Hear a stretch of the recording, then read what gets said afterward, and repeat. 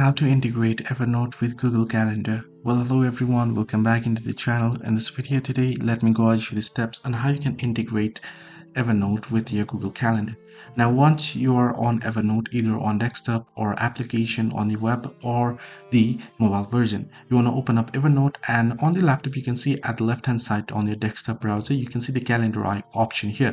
Click on it, then you can see you'll get the option to connect the calendar. Now you have three different calendar options in Evernote. The first is the default Evernote calendar, which is by default connected. Then you can see the Google Calendar and Outlook Calendar. Since you want to connect the or integrate the Google Calendar, click on the plus icon here along the Google option and then proceed to add in the calendar here. So let it load up here this page.